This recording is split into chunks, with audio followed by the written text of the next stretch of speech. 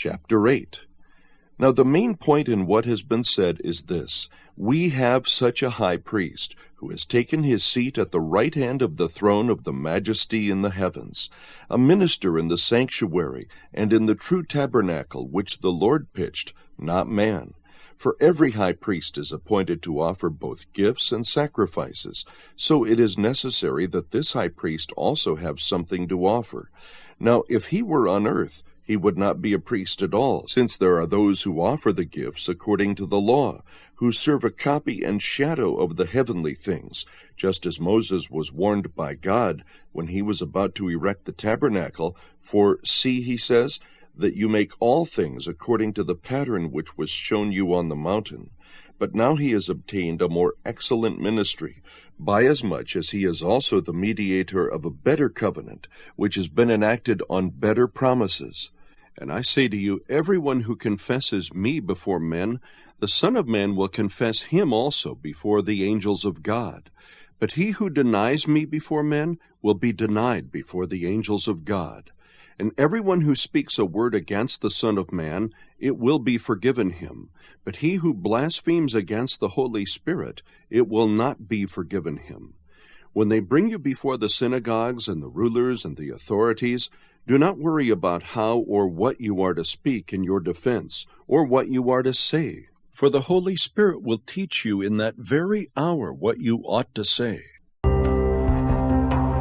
The saint of the day is Paul the Confessor, Archbishop of Constantinople. A native of Thessalonica, he rose from secretary to Alexander, Patriarch of Constantinople, to deacon, then succeeded St. Alexander as Patriarch around 337.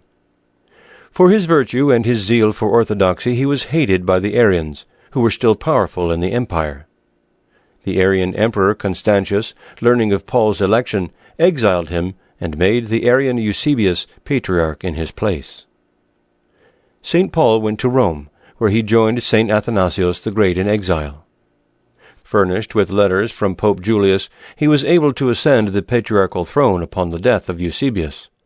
But once again the Arians were able to put one of their party on the throne instead, Macedonius, who even went beyond the Arian heresy and denied the divinity of the Holy Spirit. Once again the legitimate Orthodox Patriarch found himself in exile in Rome. In succeeding years, St. Paul stood firm for orthodoxy, while complex political and military intrigues swirled around him, with the Orthodox Constans, Emperor of the West, and Constantius's brother, supporting him, while Constantius continued to oppose him. For a time Constans was able to enforce Paul's place on the patriarchal throne, but when he died, Constantius banished St. Paul to Caucasus on the Black Sea. There, while he was celebrating the divine liturgy in the house where he was kept prisoner, the Arians strangled him with his own omophorion. His relics were brought back to Constantinople by the Emperor Theodosius the Great.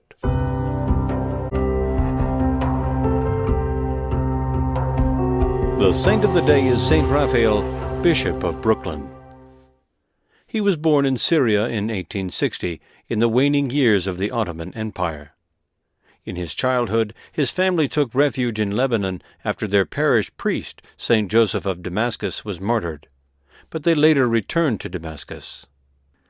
In 1879 he was tonsured a monk and entered into the service of Patriarch Hierotheos of Antioch.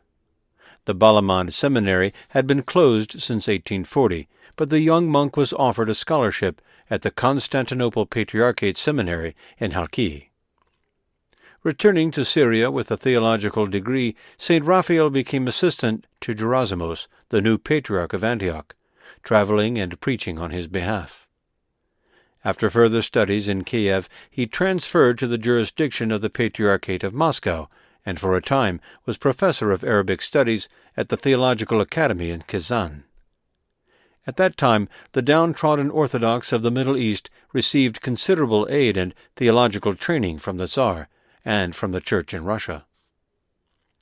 In 1895 he was sent to the United States to shepherd the Arab Orthodox community in New York, which was without a church or a priest.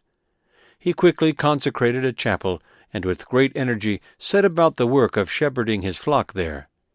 but he was concerned not only for them, but for the Arab Christian immigrants scattered throughout North America, most of whom were without a pastor and in danger of falling into heterodoxy or abandoning their religious life.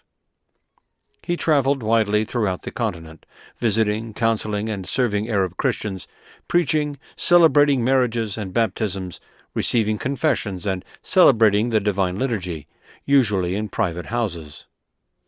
In 1898 he published the first Orthodox prayer book in Arabic to appear in the New World. In 1899 he made a 7-month journey through 43 American cities, seeking out the scattered sheep of the Church in America.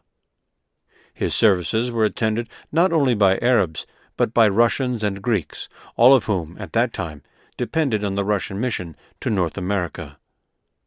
During this entire period he held the official rank of Archimandrite, though his work and duties exceeded those of most bishops. In 1901 Patriarch Meletios was elected to the See of Antioch, the first Arab to occupy the patriarchal throne for 168 years. Several proposals were made to elect Archimandrite Raphael to a see in Syria, but he refused all such offers, pointing out the Orthodox people's great and little-met needs in North America. In 1904 the Moscow Patriarchate made him Bishop of Brooklyn, the first Orthodox bishop to be consecrated on American soil.